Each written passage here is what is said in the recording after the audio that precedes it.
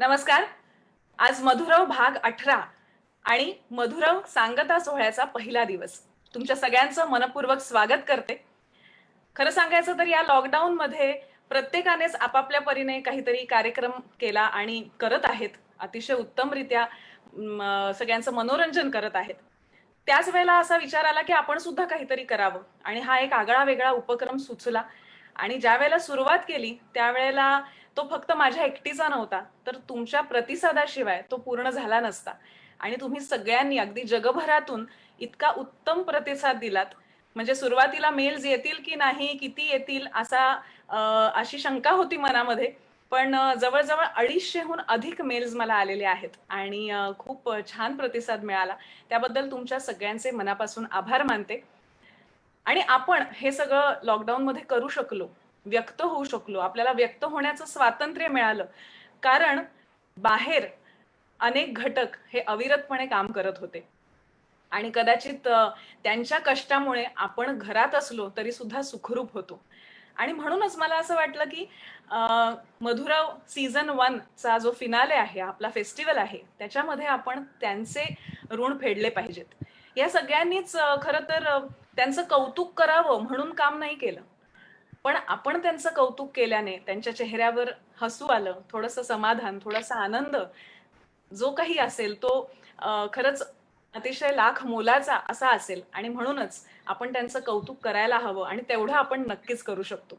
आणि म्हणूनच या सोहळ्याची सुरुवात आज आपण आपल्या पहिल्या पाहुण्या आहेत त्यांच्यापासून करणार आहोत.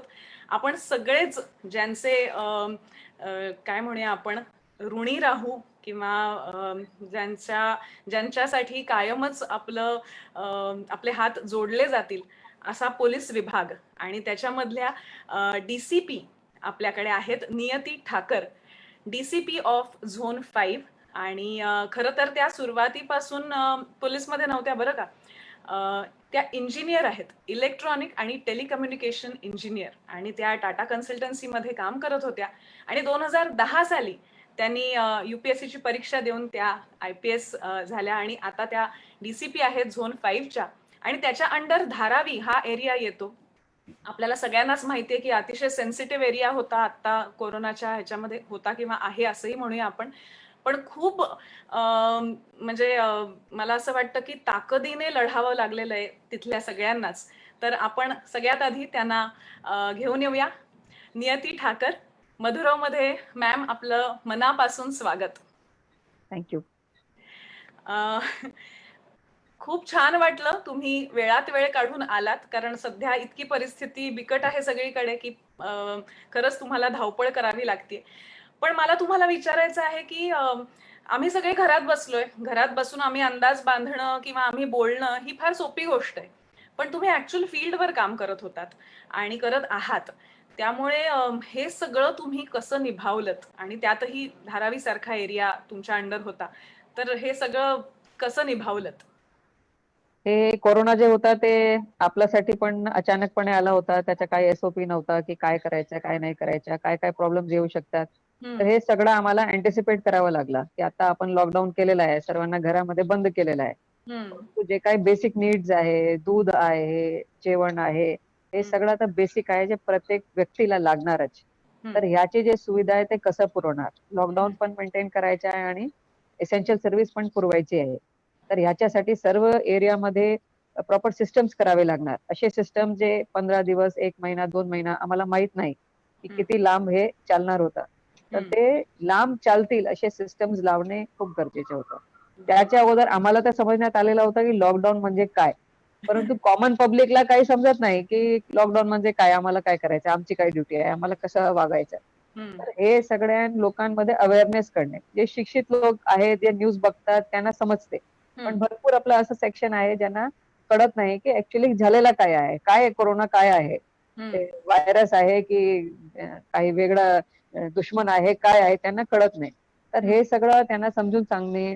तर आम्ही खूप लाऊडस्पीकर्स घेऊन जे इंटिरियर आहे, जे स्लम्स आहेत तिकडे फिरून अनाउन्समेंट तयार केले, क्लिप्स तयार केले, व्हिडिओ क्लिप्स, ऑडिओ क्लिप्स, आणि सर्वांना समजून सांगितलं की असं अशी बिमारी आलेली आहे, अशातून होते ते, तुम्ही स्वतःला कसं वाचू शकतो, हे सगळी सूचना त्यांना देऊन त्यांना त्यांच्यामध्ये अवेअरनेस क्रिएट करणे, त्यांच्यामध्ये हायजीन बाबतीत अवेअरनेस क्रिएट करणे.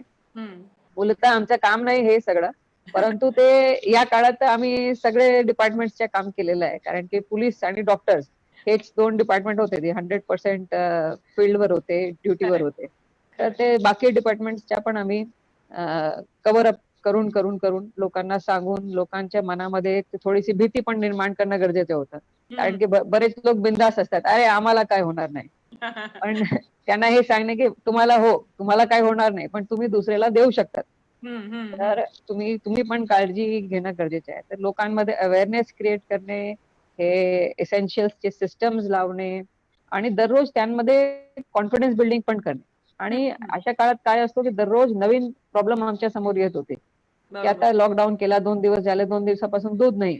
तर फिर दूध कौन देता है उसको लेके आओ, फिर डिस्ट्रीब्यूटर आने को तैयार नहीं, सब सब डरे हुए थे उससे.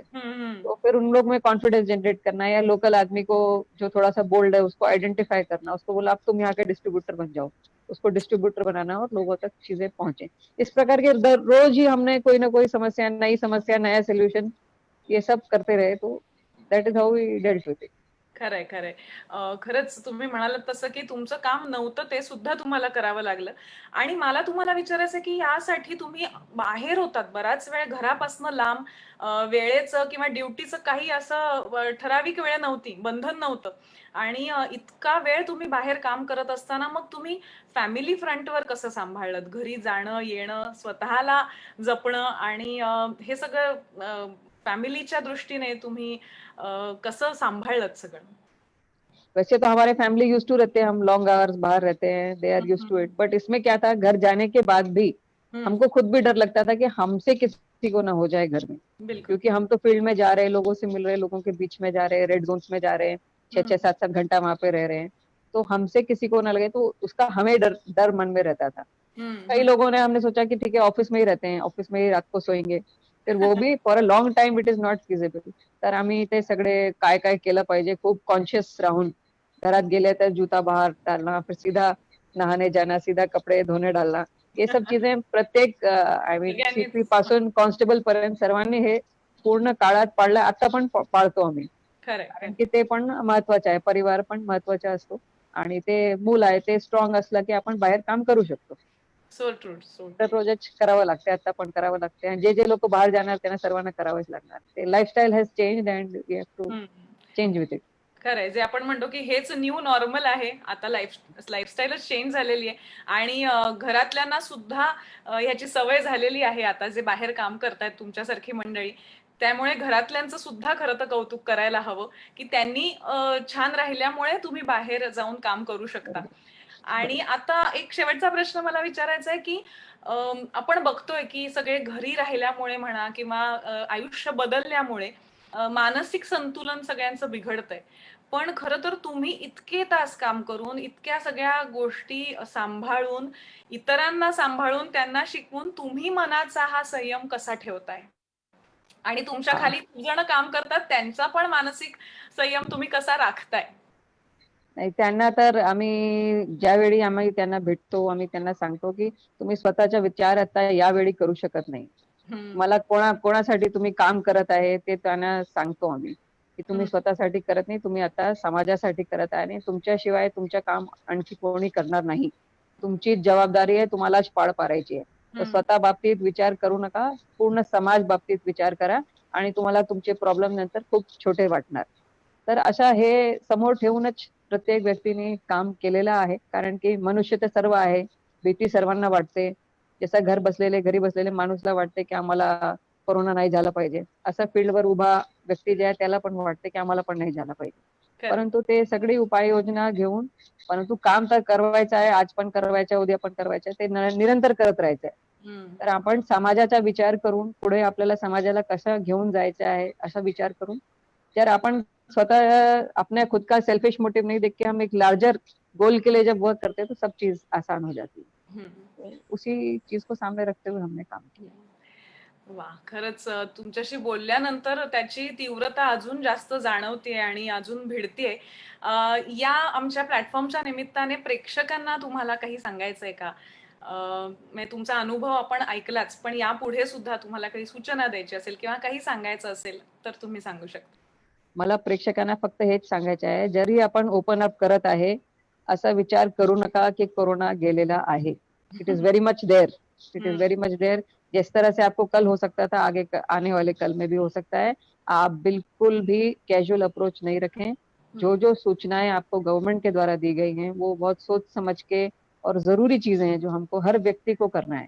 जी. एक व्यक्ति के केयरलेसनेस से वो पूरा बिल्डिंग को अफेक्ट करेगा, पूरे एरिया को अफेक्ट करेगा. तो हम्म, हमको केवल अपने बारे में नहीं सोचना है, ये भी सोचना है कि हम अगर आज एक गलती छोटी करेंगे, केयरलेसनेस करेंगे, उससे बहुत बड़ा समाज अफेक्ट होएगा. तो जो भी सावधानियां हमको बताई गई हैं वो हमको बरतनी है. जब तक इसका कोई इलाज नहीं निकल जाता है, इसका कोई तोड़ नहीं निकल जाता, उस दिन तक निरंतर करते रहना है. हम्म, Everybody should wear their mask, use use all hygienic methods, wash their hands, हम्म. and if they have cold fever, get tested. Yes.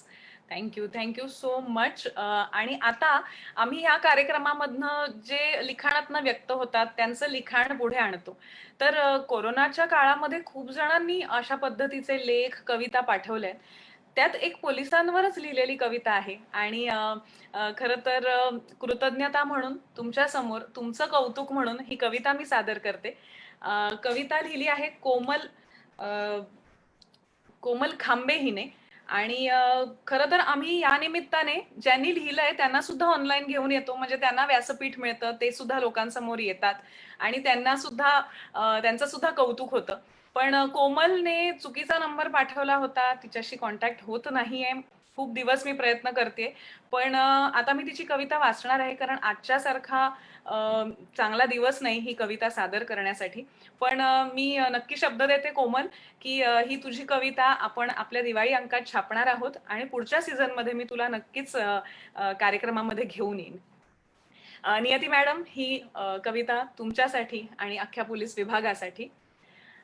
कवितेचं नाव आहे, पोलिसाच्या मुलाला पोलीस झालेलं पाहिलंय? पोलिसाच्या मुलाला पोलीस झालेलं पाहिलंय का? रस्त्यावर तो, ट्रॅफिक मध्येही तो. रस्त्यावर तो, ट्रॅफिक मध्येही तो. देशावर संकट आलं तर विठेवरही तोच. रस्त्यावर तो, ट्रॅफिक मध्येही तो. देशावर संकट आलं तर विठेवरही तोच. आता विठेवर उभा आहेच तर पांडू बोलायला आमचं काय जातंय? आता विठेवर उभा आहेच तर पांडू बोलायला आमचं काय जातंय? पोलिसाच्या मुलाला पोलीस होताना पाहिलंय? दिवस असो रात्र असो त्याला सगळं एकच. दिवस असो रात्र असो त्याला सगळं एकच. सण असो वार असो त्याच्यासाठी ड्युटी फर्स्ट. साऱ्या सृष्टीचं रक्षण करणाऱ्या विघ्नहर्त्याच्या तो मंडपाबाहेर रक्षण करतोय. साऱ्या सृष्टीचं रक्षण करणाऱ्या विघ्नहर्त्याचं रक्षण मंडपाबाहेर तो करतोय. तुम्ही पोलिसाच्या मुलाला पोलीस होताना कधी पाहिलंय? काही दिवसांपूर्वी एक व्हिडिओ व्हॉट्सअपवर खूप व्हायरल झाला. काही दिवसांपूर्वी एक व्हिडिओ व्हॉट्सअपवर खूप व्हायरल झाला. पप्पा बाहेर जाऊ नको, कोरोनाचा प्रसार झाला. पप्पा बाहेर जाऊ नको, कोरोनाचा प्रसार झाला. व्हिडिओ तर आम्ही शेअर करतोय, व्हिडिओ तर आम्ही शेअर करतोय, पण लॉकडाऊन मध्ये भाजीला दुप्पट गर्दी करतोय. पोलिसाच्या मुलाला तुम्ही पोलीस होताना कधी पाहिलंय? कोणी धान्य दिलं, कोणी दान दिलं. कोणी धान्य दिलं, कोणी दान दिलं, त्याने त्याचे प्राण दिले. कोणी धान्य दिलं, कोणी दान दिलं, पण त्याने त्याचे प्राण दिले. पण आपण मात्र त्याला फक्त जातीवाचक हल्ले दिले. हे सगळं सहन करून तो आपल्यासाठी रस्त्यावर पुन्हा उभा ठाकतोय. हे सगळं सहन करून तो आपल्यासाठी रस्त्यावर पुन्हा उभा ठाकतोय. तुम्ही पोलिसाच्या मुलाला कधी पोलीस होताना पाहिलंय? पण पण ज्या मुलाच्या नसानसात शेवटी एका पोलिसाचंच रक्त भिनलंय, पण ज्या मुलाच्या नसानसात शेवटी एका पोलिसाचंच रक्त भिनलंय, एवढं सगळं होऊन पण पोलिसाच्या मुलाला पोलीसच व्हायचंय. मी पाहिलंय. पोलिसाच्या मुलाला पोलीस झालेलं मी पाहिलंय. So beautiful. कशी वाटली तुम्हाला कविता? खूप खूप खूपच छान आहे, खूपच छान आहे. तेच आहे. तुमच्या सगळ्यांसाठी खरं तर आमच्या मधुरव या कुटुंबाकडनं ही कविता आम्ही अर्पण करतो. कारण आम्हाला सगळ्यांनाच तुमचा खूप खूप अभिमान आहे. आणि तुम्ही म्हणालात तसं चौकटी बाहेरचंच काम तुम्ही जास्त केलेलं आहे. जे तुमचं काम नाही तेच काम तुम्हाला करावं लागलंय आणि ज्या पद्धतीने तुम्ही युद्ध पातळीवर हे काम केलंय, तर मला असं वाटतं की तुमच्यातल्या प्रत्येकाविषयी आमच्या प्रत्येकाच्या मनामध्ये कुठेतरी एक आदर आणि कृतज्ञता आणि प्रेम हे सगळंच कुठेतरी आहे आणि ते आयुष्यभर राहील. आपण थोड्याशा प्रतिक्रिया बघूया कवितेवरच्या आणि तुमच्या या सगळ्या अनुभवावरच्या. रोहित, मी तुला येस. विनंती करते, तुझं सुद्धा स्वागत. आज मधुरव भाग 18 आणि आपला फिनाले आहे. हो. पहिला दिवस आहे. आपण छान नटलेलो आहोत. फेस्टिवलचा लुक येतोय खरंच. तर आता प्रतिक्रिया वाचूया आपण. येस, नक्कीच प्रतिक्रिया वाचतो. नियती इथे मॅडमला आपण दाखवूया आणि सांगूया की काय काय लोक म्हणतायत. हो, इथे तुमचं जे इंटरॅक्शन चालू होतं ते सगळे लोक अगदी शांत चित्ताने मन लावून ऐकत होते. आणि इथे शीतल कोथवले आहेत, त्या म्हणतायत, salute to you all, the way you work for society, people and country in any season, non stop, hats off. Priya Katkar आहेत, त्या म्हणतायत, मॅडम तुमच्या कार्याला सलाम आणि त्याचबरोबर तुमच्या कुटुंबांचंही सगळ्यांचं खूप खूप मनापासून कौतुक. बीना बाचल आहेत, त्या म्हणतायत, सर्व पोलीस कर्मींचे कितीही आभार मानले तरी ते आता कमीच आहेत, मनापासून आभार. आणि मॅडम, मी खरं तर वयाने खूप लहान आहे आता, पण तरी ह्या सध्याच्या परिस्थितीत तुमची संपूर्ण टीम जे काही कार्य करते त्याबद्दल माझ्याकडून आणि आम्हा सगळ्या तरुणांकडून तुम्हाला आणि तुमच्या संपूर्ण टीमला सलाम. Thank you very much. Thank you for having me. Niyati madam, thank you. खूप खूप धन्यवाद. आणि खरं तर मी आज कार्यक्रमाच्या सुरुवातीला थोडी घाबरले होते आणि मी असं मजेत म्हटलं सुद्धा, पोलिसांची भीती वाटते तशी आज मला भीती वाटते. पण आल्या आल्या तुमचा इतका हसतमुख चेहरा बघितला आणि पुन्हा एकदा या परिस्थितीला तोंड देण्याची ताकद तुमच्याकडे बघून आली. कारण या सगळ्या परिस्थितीत तुम्ही अजूनही इतक्या छान हसताय आणि इतक्या पॉझिटिव्ह आहात. हेच बळ आम्हाला तुम्ही देताय आणि आमच्या सगळ्यांकडनं सुद्धा हेच बळ तुमच्यापर्यंत पोहोचावं अशी मी आशा करते. आणि तुम्ही मधुरव मध्ये आलात त्याबद्दल खूप खूप मनापासून धन्यवाद. खूप खूप धन्यवाद. Thank you very much. Thank you. Wow, मला Wow. खूप मजा आली आणि खूप मजा आली पेक्षा सुद्धा मला असं वाटतं की आज काहीतरी आपण छान केल्याचा एक आनंद मिळतो ना, तसं वाटतंय मला की आपण खरंय. किती छान बोलू शकलो त्यांच्याशी. त्यांनी किती छान वेळ दिला आपल्याला आणि खरंच काय लेवलचं काम करत असतील त्या. पण कदाचित अशीच मंडळी आहेत जगामध्ये आणि आपल्या देशामध्ये. त्यामुळे आपण खरंच सुखरूप आहोत आणि आपण असे या कार्यक्रमातून व्यक्त होत आहोत. आता मला पुढची जी कविता मी वाचणार आहे ती अशीच स्पेशल कविता आहे. खरं सांगायचं तर या लॉकडाऊन मध्ये आपण असे अनेक घटक आहेत की ज्यांचे आभार मानायला हवेत. म्हणजे आपण सगळीकडेच बघतोय की सगळे कवितेतून, लेखातून किंवा आपल्या पोस्ट मधनं व्यक्त होत आहेत. व्हॉट्सअपवर बरेच व्हिडिओज आपण व्हायरल झालेले बघतो. तर खरंच खूप घटक असे आहेत. अगदी एक आपण आठवायला गेलं तर अगदी दूधवाल्यापासून, पेपरवाल्यापासून, भाजीवाला, शेतकरी किंवा ट्रान्सपोर्टवाले, दुकानदार, सगळे वाणी, आणि ह्या सगळ्यांनी सुद्धा कुठेतरी ही रिस्क उचलूनच आपल्यासाठी गोष्टी उपलब्ध करून दिल्यात.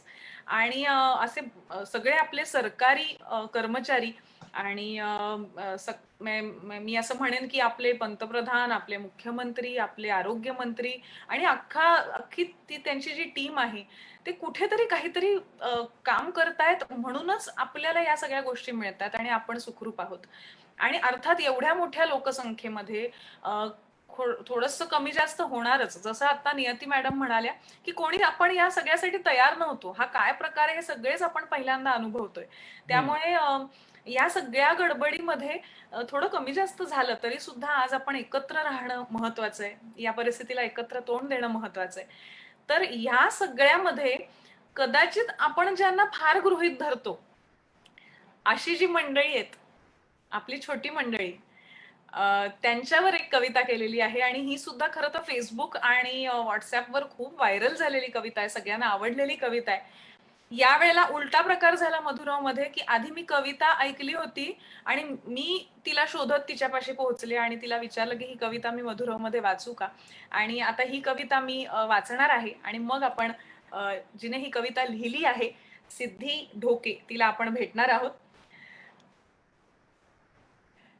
टाळ्या झाल्या, थाळ्या झाल्या, टाळ्या झाल्या, थाळ्या झाल्या, दिवे उजळून झाले, पुष्पवृष्टीही करून झाली. टाळ्या झाल्या, थाळ्या झाल्या, दिवे उजळून झाले, पुष्पवृष्टीही करून झाली. छोटे योद्धे तर आपल्या घराघरात आहेत. छोटे योद्धे तर आपल्या घराघरात आहेत. एक टाळी त्यांच्यासाठी वाजवायची राहिली. बागेत पळापळ करणारे जीव घर घर खेळण्यात रमले. बागेत पळापळ करणारे जीव घर घर खेळण्यात रमले. शाळेला सुट्टी असली तरीही संगणकावर वर्ग भरले. खिडकीतून एकमेकांना हाका मारत त्यांनी गप्पांची मैफल रंगवली. खिडकीतून एकमेकांना हाका मारत त्यांनी गप्पांची मैफल रंगवली. एक टाळी त्यांच्यासाठी वाजवायची राहिली. घरात बसून कंटाळा आला असं म्हणून रडत नाहीत. घरात बसून कंटाळा आला असं म्हणत रडत नाहीत. बाहेर फिरायला जायचे म्हणून आता ते हट्ट सुद्धा करत नाहीत. बाहेर बुवा आहे, घरातच राहू. बाहेर बुवा आहे, घरातच राहू ही गोष्ट त्यांनीच मोठ्यांना सांगितली. एक टाळी त्यांच्यासाठी वाजवायची राहिली.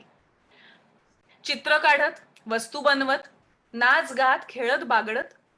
चित्र काढत, वस्तू बनवत, नाच गात, खेळत बागडत, घरातल्या घरात सुट्टीत जणू रमत आहेत स्वतःला समजावत.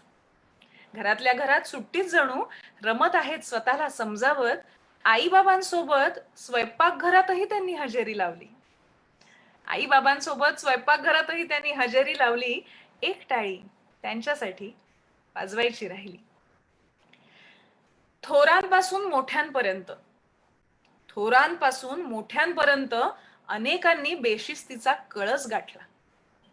थोरांपासून मोठ्यांपर्यंत अनेकांनी बेशिस्तीचा कळस गाठला. लहानांनी मात्र शिस्त पाळत सामंजस्याने संयम राखला. लहानांनी मात्र शिस्त पाळत सामंजस्याने संयम राखला. सळसळती आपली ऊर्जा, सळसळती अशी आपली ऊर्जा त्यांनी योग्य मार्गी लावली. एक टाळी त्यांच्यासाठी वाजवायची राहिली. एक टाळी त्यांच्यासाठी वाजवायची राहिली असली तरी आज आपण या सगळ्यांसाठी आपल्या आपल्या घरी बसून आधी एक टाळी वाजवूया. आणि आता ही कविता जिने लिहिली आहे सिद्धी ढोके, तिला आपण आपल्या समोर घेऊन येऊया. सिद्धी, मधुराव मध्ये तुझं खूप खूप स्वागत. धन्यवाद मधुरा, मला तुझ्या शो मध्ये इन्व्हाइट केल्याबद्दल. खरं तर ही कविता तू पण खूप छान वाचतेस आणि ती वाचलीस आणि त्याचा व्हिडिओ खूप व्हायरल झाला. पण मला तुझं कौतुक करायचंय की खरंच आपल्या घरातल्या मंडळींना आणि एस्पेशली आपल्या या छोट्या बाळांना आपण खूप गृहीत धरतो आणि अशा वेळेला त्यांचा विचार करून त्यांच्यावर तुला काहीतरी लिहावं असं वाटलं. तर मला तुझं त्याबद्दल आधी कौतुक करायचंय. आणि ही तुझ्या मुलाकडे पाहून लिहिलीस का, कशी लिहिलीस, कधी लिहिलीस आणि काय काय लिहितेस हे सांगा मला. बरोबर ओळखलंस तुम्ही. माझ्या 2 मुली आहेत, एक 6 वर्षाची, एक 4 वर्षाची.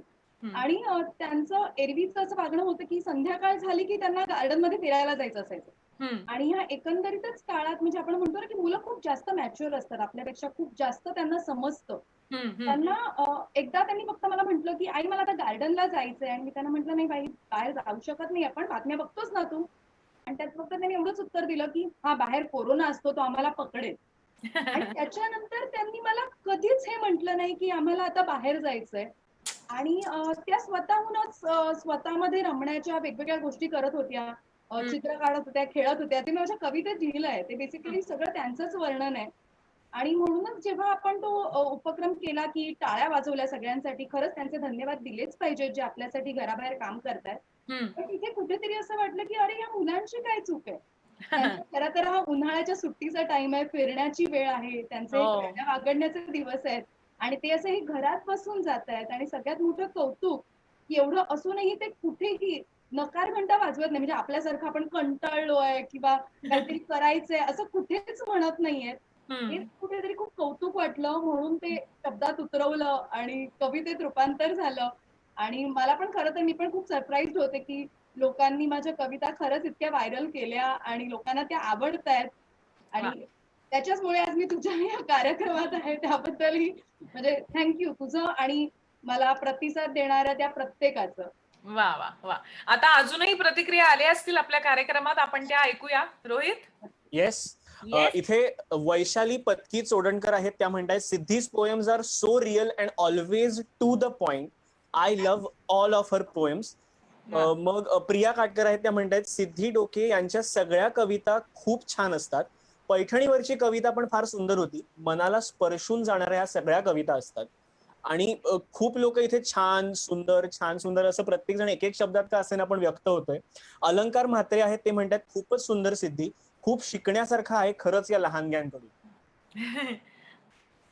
खरंच म्हणजे मला असं वाटतं की म्हणजे त्यांना कळतच नाहीये खरी परिस्थिती काय आहे ते समजण्याची खरं तर त्यांची कपॅसिटी नाहीये. आणि मुलं ही घरात राहणारी नाहीयेत, ती बाहेरच फुलणारी आहेत. पण तरी सुद्धा त्यांना इतके महिने घरात, आणि तू म्हणालीस तसं की सुट्टी आहे, सुट्टीमध्ये घरी बसा, मित्रांना भेटू नका, ऑनलाईन क्लासेस करा, म्हणजे हे सगळंच त्यांच्यासाठी खरं तर योग्य पण नाही आहे. पण तरी सुद्धा मला असं वाटतं की इतकं विचित्र आहे ना की त्यांना कळत तर काही नाहीये काय आहे हे नेमकं, पण तरी सुद्धा त्यांना पाळायचं सगळं आहे. आणि खरंच म्हणून मला ही मनापासून भावली कविता. मी आधी ऐकली होती, पण तुला गंमत सांगते, माझ्या सासऱ्यांनी काल मला ती पुन्हा पाठवली आणि मला म्हणाले ही कविता तुझ्या कार्यक्रमात घे, कारण आपल्या लहान मुलांनी खरंच हे खूप छान सांभाळलंय. आणि हे खूप कठीण आहे त्यांच्यासाठी. आपण असं म्हणून किंवा आपल्याला परिस्थिती माहित असल्यामुळे आपल्याला माहिती आपल्याला पर्याय नाहीये, त्यांना ती परिस्थिती ही तेवढी किती त्याची डेप्थ आहे हे कळलेलं नाहीये. तरी सुद्धा त्यांनी हे ऍक्सेप्ट करून त्यांनी हे बदल घडवलेत. त्यामुळे खरंच सगळ्या लहान मुलांचं सुद्धा कौतुक. आणि सिद्धी तुझं कौतुक.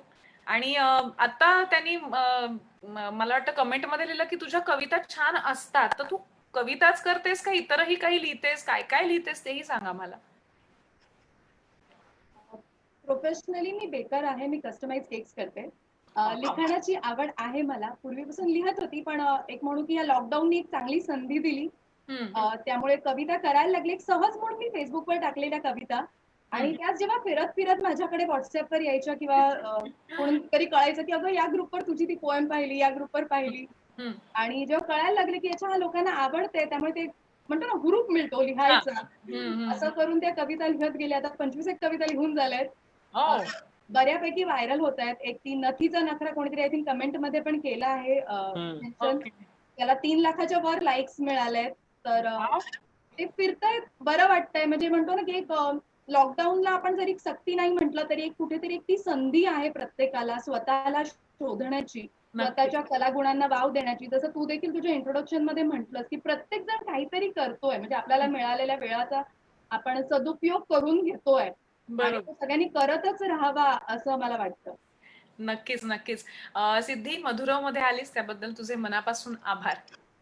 Thank you so much. मला तू बोलवलंस, मला संधी दिलीस, एवढा मोठा प्लॅटफॉर्म मिळवून दिलास आणि ऑल द व्हेरी बेस्ट तुझ्या शो साठी. आणि ह्याचे अजून बरेच सीझन येत राहू दे, आम्हाला ते पाहायला मिळू दे.